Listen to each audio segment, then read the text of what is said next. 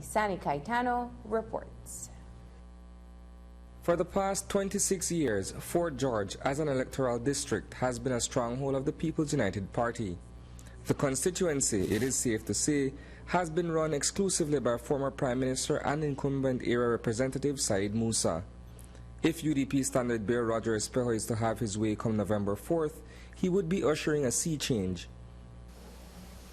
It's about keeping positive in the face of what is a forgotten, a struggling constituency.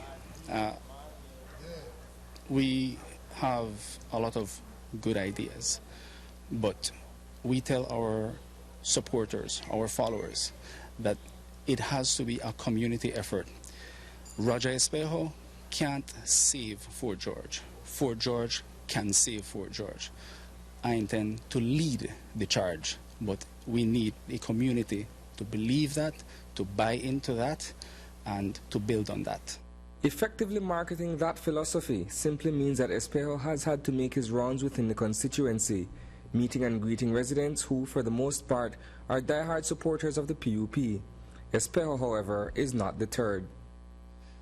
The campaign has been one of the most positive campaigns, and our Facebook page, our street campaign, our house-to-house, and just about every other facet of our campaign speaks to that. We keep a clean, positive campaign.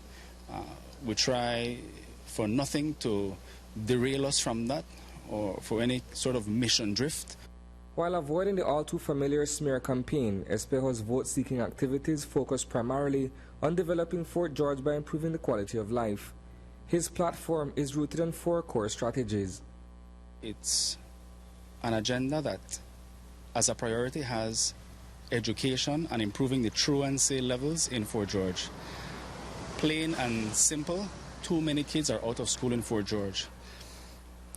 God willing, when I represent the people of Fort George, it will be a glorious day when I can say in the House that today every child in Fort George is in school.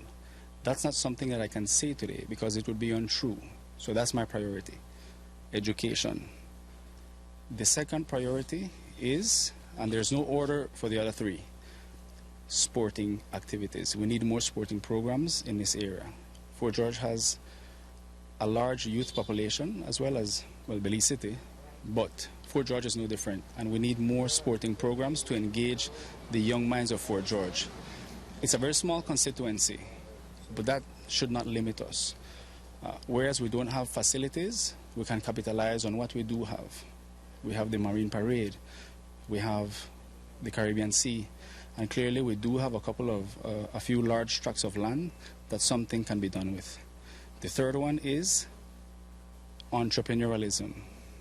Fort George has a lot of young, creative minds that have ideas in terms of starting a product or a service, but that's as far as it goes. They need someone to turn to, they need somewhere to get support from, and that's one of my agenda items, to start an incubator, if you will, for young businessmen, young aspirants to come and to get that hand-holding to start a business.